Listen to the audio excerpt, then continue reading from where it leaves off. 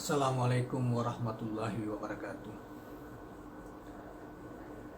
Kawan-kawan sekalian, kembali kita berjumpa di Jejak Semesta 65 Channel. Saya berharap bahwa kita semua dalam keadaan sehat walafiat dan kita dapat melaksanakan kegiatan kita sehari-hari dengan lancar. Kawan-kawan sekalian, pada saat ini kita ingin melengkapi video kita yang sebelumnya telah ditayang dengan tema soal kematian. Apa rasanya tidak lengkap apa yang sudah kita kemukakan dalam video yang lalu. Dalam video yang lalu itu ada tentang kematian dalam pandangan atau gerbang kematian dalam pandangan para ahli. Kemudian lebih khusus lagi, kemudian kita buatkan lagi video tentang persiapan menuju gerbang kematian, setidaknya menurut Islam, tetapi setidaknya kita ketik dari kitab yang ditulis oleh Imam Al-Qurtubi, yaitu tentang hakikat kematian, alam akhirat, alam barzah dan akhirat. Saudara sekalian, seperti yang kita tambahkan dalam komentar dalam video-video sebelumnya, ada beberapa hal yang saya ingin kemukakan atau membagi pengalaman tentang soal kematian ini. Saya ungkapkan kembali bahwa tema yang kita akan bahas ini, yaitu tentang tema kematian ini, paling tidak disukai atau paling ditakuti oleh seluruh makhluk atau paling tidak manusia. Tetapi fakta kehidupan itu atau takdir kehidupan pasti bahwa manusia atau makhluk hidup akan mengalami fase yang namanya kematian itu atau kepunahan. Kalau di para ahli filosofi yang lain mengatakan bahwa manusia itu tidak cocok dilekatkan kata kepunahan, tetapi cocoknya itu pada binatang dan tumbuh-tumbuhan atau makhluk lain. Pada manusia itu adalah kematian, yang pantas itu kata yang tepatnya adalah kematian. Tapi sebetulnya pada hakikatnya sama aja. Saudara-saudara kalian, makanya di video yang lain sudah katakan bahwa sejak berabad-abad bahkan sepanjang peradaban manusia selalu memikirkan, para ahli telah membahas, bahkan agama ikut serta memberi kontribusi yang sangat penting, bahkan bimbingan menghadapi tentang kematian itu, karena ini adalah suatu suatu topik, suatu peristiwa penting di dalam kehidupan umat manusia atau makhluk hidup. Sementara manusia menginginkan kehidupan yang lebih panjang, kehidupan bila perlu abadi di dunia ini, tetapi fakta bahwa tidak ada yang abadi di dunia ini terkecuali Tuhan, yaitu Sang Pencipta semesta alam dan segala isinya, bahkan Sang Pencipta kematian itu sendiri. Nah, karena itu suka tidak suka, suatu hal yang pasti bahwa setiap makhluk hidup akan mengalami atau menuju gerbang kematian. Saudara-saudara sekalian, agama kita terlepas dari pengalaman hidup manusia, mungkin para filosof yang mengamati tentang setiap peristiwa yang dihadapi, setiap kematian dihadapi oleh manusia dan pengalaman mereka masing-masing tampak di luar agama ini ya.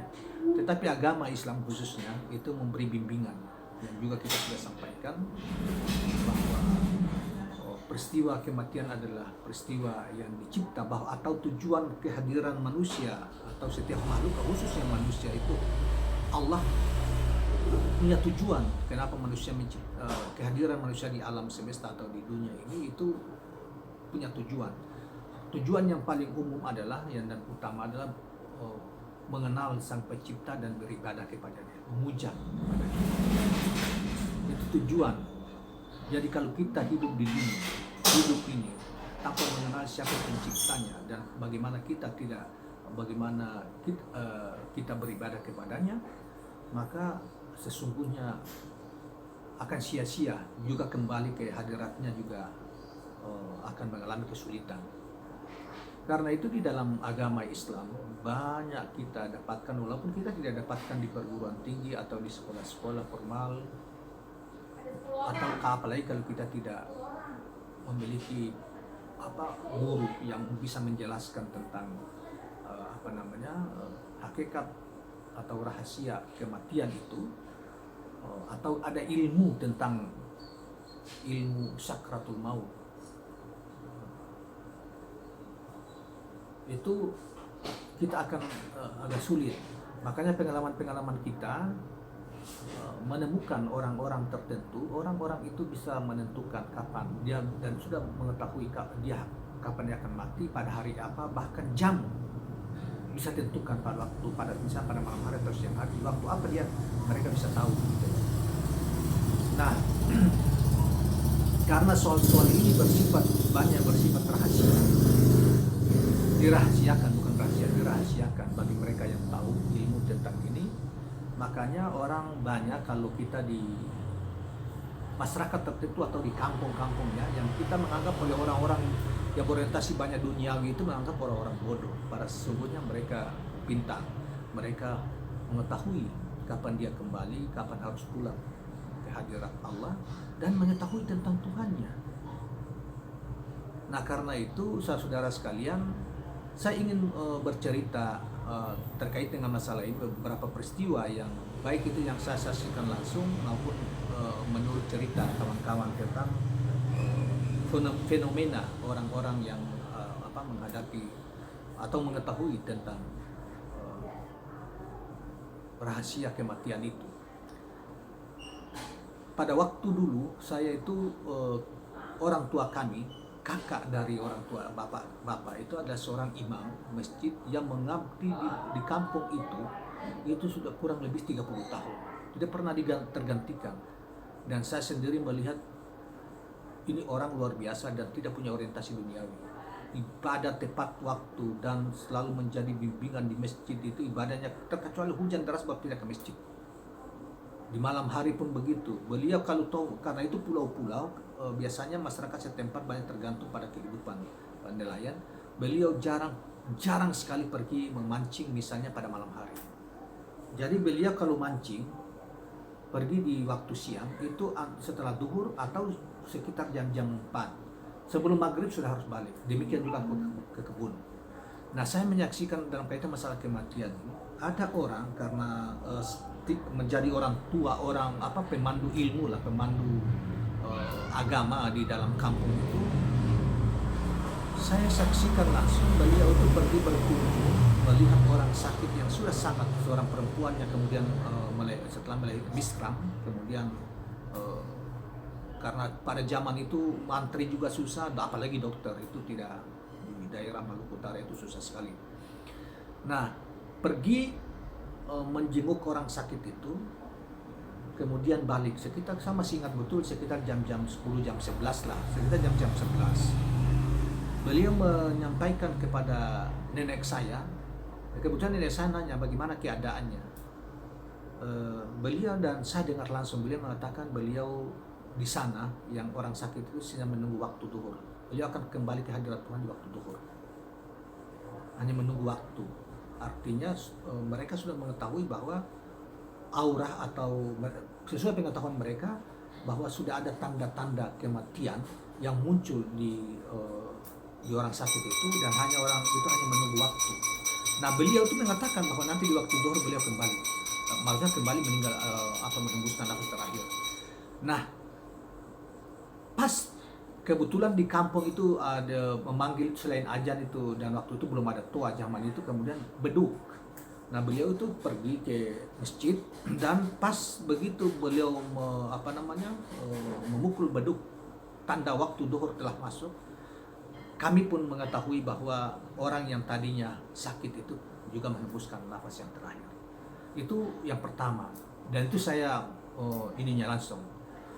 Yang kedua, ada seorang kurang lebih 3-4 tahun, sekitar 5 tahunan yang lalu atau 6 tahun yang lalu, 5 tahun yang lalu lah. Ada seorang yang kebetulan sudah masuk ke ini, dianggap sebagai guru lah, guru spiritual yang banyak memberi pengetahuan-pengetahuan yang bersifat batin. Saya kenal baik beliau itu juga. Kemudian pada suatu ketika saya harus berangkat, pada hari itu saya harus berangkat ke Ternate, dan beliau menelpon saya bahwa beliau mengabarkan beliau lagi di rumah sakit. Nah, saya tidak lagi sempat karena beliau menelpon itu sudah sore dan jarak antara rumah dengan tempat masuk rumah sakit di Jakarta ini cukup jauh, sementara saya harus jam 10 malam sudah harus ke bandara. Nah, sehingga saya hanya menitipkan sesuatu untuk beliau supaya diringankan di rumah sakit, membantu rumah sakit. Tetapi ada kawan-kawan yang rupanya juga kawan-kawan beliau sering bertanya soal-soal agama atau ilmu yang lebih dalam dari praktek syariat atau praktek hukum, atau kita sebut dengan ilmu tasawuf lah, menjagai beliau. Dan rupanya setelah sampai 3 hari beliau itu 3 atau 4 hari beliau itu meninggal. Nah, pengalaman teman-teman kebetulan yang meninggal itu ada beberapa kawan yang ada di seputar situ meninggal di waktu asar, dan teman-teman mengatakan ketika beliau mau pamit, beliau tuh pamit, dia mau berangkat duluan gitu loh, mau inilah saatnya saat dia meninggal dunia, beritahu ke teman orang yang menjaganya. Kemudian pada saat itu dari rumah sakit itu tidak jauh dari rumah sakit ada masjid yang mengumandangkan azan asyar. Beliau mengatakan kepada orang-orang di seputarnya, mengatakan bahwa saya belum bisa pergi, nanti setelah azan asyar ini selesai baru saya memutuskan pergi, artinya meninggal gitu ininya. Nah, dan begitu selesai, menurut teman yang cerita kepada kami bahwa begitu selesai kemudian azan di masjid, beliau pun menyampaikan ini sudah saatnya saya harus berangkat, dan setelah itu beliau pun mengucapkan la ilaha illallah Muhammad Rasulullah, walaupun meninggal, menghembuskan nafas yang terakhir. Saudara-saudara kalian, itu yang kedua. Yang ketiga, ada seorang kawan saya, kawan dekat ya, bercerita di kampung dia. Dia juga peristiwa ini masih juga terjadi di Maluku Utara. Di kampung dia itu ada seorang yang hidupnya tingkat kepasrahan kepada Tuhan, kepada kehidupan yang begitu luar biasa dalam pandangan sekampungnya. Cuma beliau itu cenderung di dalam hidupnya dihindari orang. Mengapa begitu? Karena beliau itu punya penyakit kulit yang bersisik. Nah, penyakit kulit yang bersisik sehingga beliau seorang laki-laki yang kemudian tidak, bahkan kawin pun tidak, karena mungkin ya karena penyakit itu dihindari orang, dianggap perempuan pun nggak mau lah untuk kalau menikah gitu loh. Sehingga kerja beliau itu hanya berkebun dan mancing di laut, hanya cari ikan, mancing di laut dan berkebun. Sisanya beribadah kepada Allah, yaitu 5 waktu salat yang tidak pernah tinggalkan, bahkan ibadah-ibadah sunnah yang lain gitu. Tingkat kepasrahan beliau luar biasa, walaupun orang bicara-bicara, kadang-kadang kan kalau orang sakit begitu kalau di kampung ya orang merendahkan gitu ya, kalau tidak dihina tetapi merendahkan. Tetapi tingkat dalam pola hidup dia, tingkat kepasrahannya luar biasa kepada Allah dari apa yang dia alami, dan dia menjalankan apa yang dilaksanakan, yang dia tahu. Misalnya sholat 5 waktu tidak pernah putus, kemudian pada bulan Ramadan berpuasa, mungkin juga pada waktu-waktu tertentu puasa sunnah dia lakukan, tetapi kerja pokok dia hanya melaut, memancing, kemudian di kebun, kemudian sholat 5 waktu tidak pernah putus.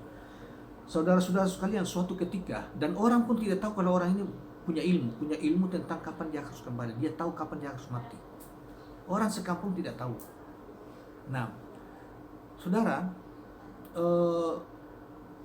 suatu ketika hendak pulang, dia mau pulang, jadi pulang dari dia pulang di waktu duhur, gitu ya. Nah, jadi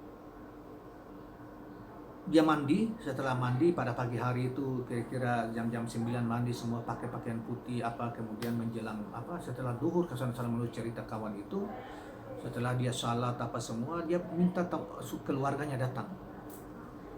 Dia bilang dia suruh ininya datang semua karena dia mau pamit, minta maaf dan pamit untuk duluan, pergi duluan. Jadi begitu setelah salat, dia datang, kemudian keluarganya kumpul, minta keluarga saudara-saudara dia itu kumpul, dan dia menyampaikan bahwa dia akan duluan, pergi duluan. Ditanya kemana, saya mau pergi menghadap Tuhanku lebih duluan daripada kalian. Baru semua orang tahu, terkejut bahwa ternyata orang ini yang diabaikan oleh masyarakat selama ini, diabaikan, tidak punya apa-apa, tidak sekolah, tidak punya ilmu dan segala macam, tapi ibadahnya luar biasa. Dia pulang, dia tahu dia membersihkan diri semuanya. Ketika dia mau pulang hari itu, dia salat dulu, baru dia minta maaf kepada keluarganya. Dan setelah itu kemudian dia mengucapkan la ilaha illallah Muhammad Rasulullah, dan selanjutnya sudah senyap, sudah tidak ada, sudah pulang. Baru orang menyadari bahwa bahkan menyesal bahwa selama ini mereka tidak tahu kalau memang ada mutiara, ada manusia yang memiliki ilmu, khususnya ilmu tentang sakarat, ilmu tentang kematian ini diketahui langsung oleh Adam sama beliau. Saudara sekalian, di masyarakat tradisional, di masyarakat taruhlah kita di Maluku Utara, ilmu tentang kematian atau ilmu yang disebut dengan ilmu syakaratul maut itu paling dicari orang, bahkan orang mengejar untuk berburu, karena bagi mereka harus diketahui. Misalnya pada saat-saat orang menghadapi itu, mestinya kan banyak menurut pengetahuan kita yang sederhana dan cerita orang, bahkan di dalam buku juga ada yang diistilah dengan huru hara kematian itu, ada ini, ada ini, ada ini, ada yang akan muncul ini, ada muncul ini dan macam-macam sebagainya. Karena itu, atau godaan sakaratul maut itu, karena itu orang harus mengetahui pasti dan terjaga. Walaupun menghadapi situasi seperti itu, orang harus terjaga bahwa dengan ini harus berangkat untuk selamanya, atau kehadiran Sang Maha Pengasih itu baru melepas diri, atau siapa yang hadir terakhir kalinya. Kalau bukan ini, bukan fenomena ini, bukan ini, maka siapa yang sesungguhnya harus diikuti pada saat jelang nafas terakhirnya atau jelang ajalnya.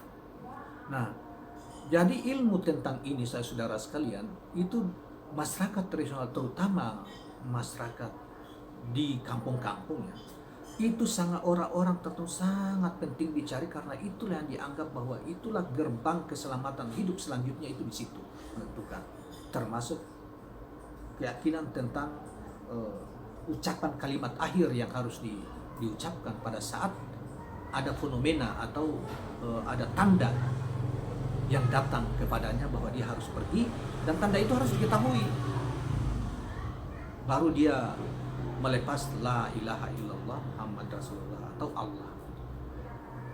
Bahkan saudara sekalian, bagi mereka yang orang tradisional, pengetahuan tradisional, dan di kalangan orang tradisional yang punya ilmu tentang sakrat ini, atau ilmu secara umum, atau ilmu tentang tauhid ketuhanan yang lebih tinggi, mereka mengatakan bahwa justru kenikmatan orang menghadapi sakrat itu mengalami kenikmatan yang luar biasa, kebahagiaan. Mengapa bahagia? Karena bagi mereka tahu bahwa pintu bertemu Tuhan itu ada satu, tertajallikan, ternyatakan, yang satu, dua, itu harus terlihat. Setidak-tidaknya itu juga tertajallikan. Yang pertama adalah ketika terhubung secara maksimal, yaitu dalam mana zikir atau salat. Di dalam salat itu harus orang mengalami kebahagiaan atau kenikmatan. Yang kedua, kenikmatan yang bersifat duniawi adalah bersatunya sang kekasih antara istri sama suami istri.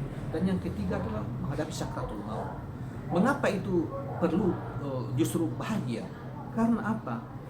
Pintu bertemunya dengan sang Tuhan itu di waktu kita berzikir atau kita salat.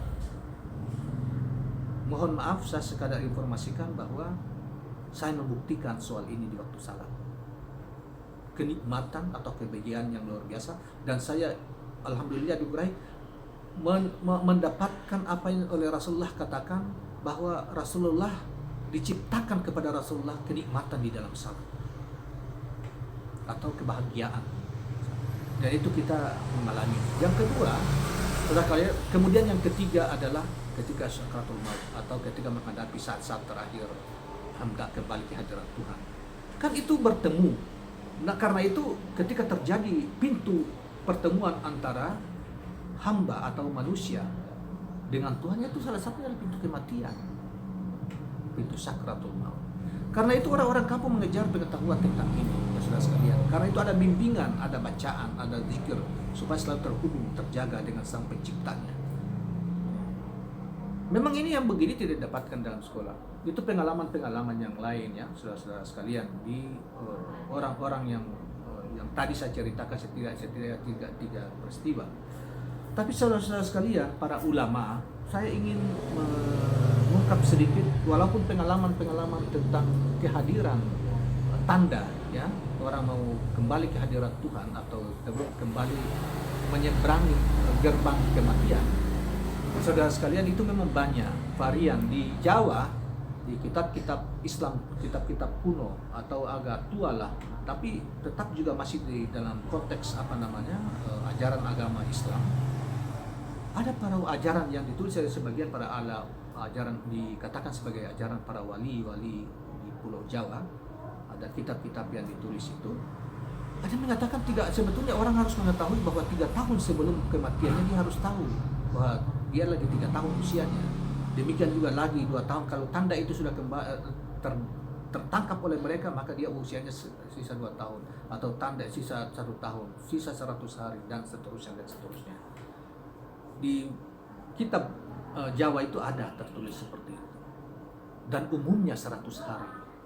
Nah, jadi pengetahuan seperti ini ada yang dimiliki pada kita bisa mengetahui tentang tanda kematian pada orang lain, walaupun orang itu dalam keadaan sehat.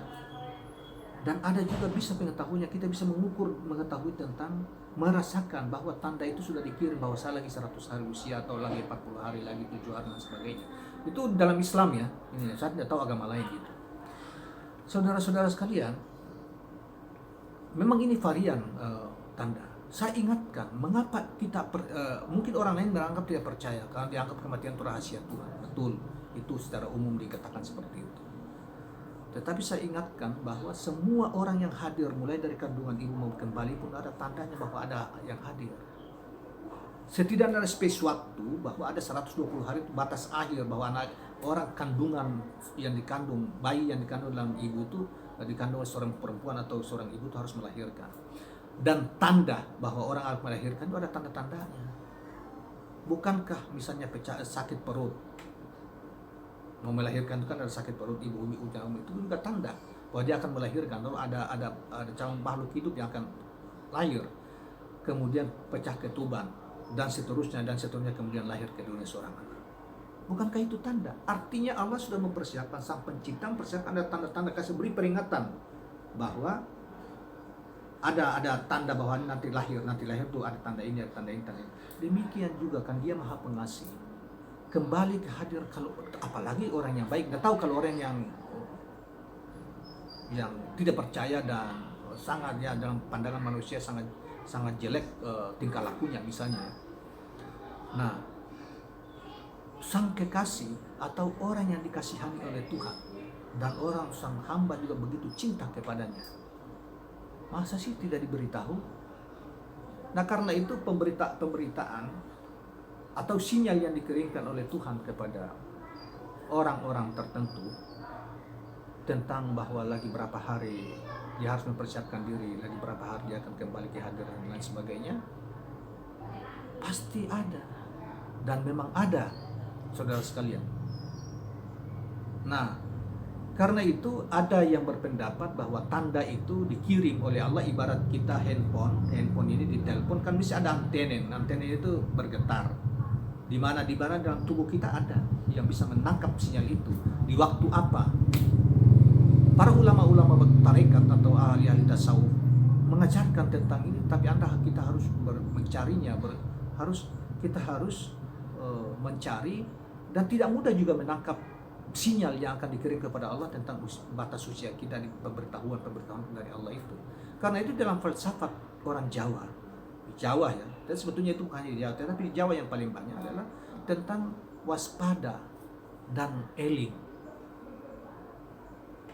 Di antaranya itu supaya kita bisa menangkap. Jadi kalau kita berlumuran dengan kesibukan dunia, kesibukan dan harta dunia, dan kita cinta betul bahwa seakan-akan tidak ada lagi kayak ini yang lain terkecuali kepemilikan benda-benda dalam bentuk uang, emas dan macam-macam lagi, kesibukan macam-macam. Kita tidak akan bisa menangkap itu, sinyal itu. Karena itu orang di kalangan orang-orang tertentu di Jawa, terutama bukan hanya aliran kebatinan, orang-orang ulama-ulama besar, ulama-ulama atau mereka-mereka yang mencoba menjaga itu dan tingkat kepasrahan terhidup sepenuhnya kepada Tuhan yang Maha Kuasa, dan dia waspada. Jangan sampai sinyal itu tidak tertangkap. Pada waktu ini akan dikirim sinyal itu. Dan kalau dia bergetar di sini, maka waktumu sisa sekian hari. Kalau dia bergetar di anggota tubuhmu yang ini, di waktu yang ini, kamu akan sisa berapa hari. Itu tetapi sinyal yang dikirim Allah, pemberitahuan yang dikirim Allah itu kamu harus selalu terhubung kepada Allah, dan kamu harus waspada, bisa menangkapnya. Yang kedua, tenang, sehingga kemurnian. Dan pada saat terjadi kontak getaran itu, maka pada saat itu kamu memiliki frekuensi yang dikirim itu tidak terhalang oleh kesibukan duniawi yang tidak ada hubungannya dengan Tuhan. Nah, di antaranya seperti itu. Yang kedua, saudara sekalian, saya ingin yang lebih ini ada kitab Babul Haq yang ditulis oleh sebetulnya judul aslinya Babul Haq ya, tetapi kalau di Kalimantan namanya kitab Barencong. Datu Sanggul ini pun sebetulnya bukan nama asli. Saya tidak bisa menyebutkan panjang sekali namanya. Yang pasti bahwa beliau adalah seorang dipercaya di Kalimantan, terutama Kalimantan Selatan, sebagai seorang guru, seorang wali besar di Kalimantan Selatan, dan kitab ini pun tidak dijual secara umum. Dan berkaitan yang apa yang kita bicarakan ini, kita tambahkan sedikit dari apa penjelasan beliau tentang tanda orang yang akan mengarungi gerbang kematian atau manusia ya. Beliau mengatakan pertama bahwa di sulbi kita terasa sakit seperti ditusuk dengan jarum sampai ke ubun-ubun. Sakitnya luar biasa dan telinga kita mendengar suara tembakan satu kali. Maka segeralah kita ucapkan Yahu, wahai dia, Allah. Allah memberikan tanda bahwa umur kita tinggal 40 hari. Menurut penjelasan beliau. Tanda kedua adalah apabila dari mata kita keluar cahaya yang putih. Itu artinya tanda yang kita tahu sendiri pada kita. Itu tanda itu kita tidak bisa menilai karena pengetahuan hanya ada pada kita. Karena kalau orang itu bisa kita beritahu kalau orang itu mengalaminya dan beritahu kita, baru kita bisa menilai. Nah, jadi lebih pada kontrol diri tanda ini. Apabila dari mata kita keluar cahaya yang putih, kemudian cahaya itu berdiri di hadapan kita, kemudian berubah menjadi seorang insan yang berpakaian amat indah menghadap kepada kita. Apabila jelas tanda ini datang daripada kita, maka segeralah ucapkan Allahu Haqqul Haq. Allahu Haqqul Haq. Tanda ini Allah menyatakan bahwa usia kita tinggal 7 hari lagi. Tanda ketiga, apabila telah keluar dari mulut kita suatu cahaya yang sangat bersinar, kemudian cahaya itu berdiri di hadapan kita, kemudian berubah menjadi wujud kita atau serupa dengan kita, dan bersamaan dengan itu tercium bau yang sangat harum. Jika tanda ini jelas datangnya dari diri kita, maka ucapkanlah Alhamdulillahi Rabbil Alamin. Tanda ini Allah memberitahukan bahwa umur kita tinggal 3 hari lagi. Jadi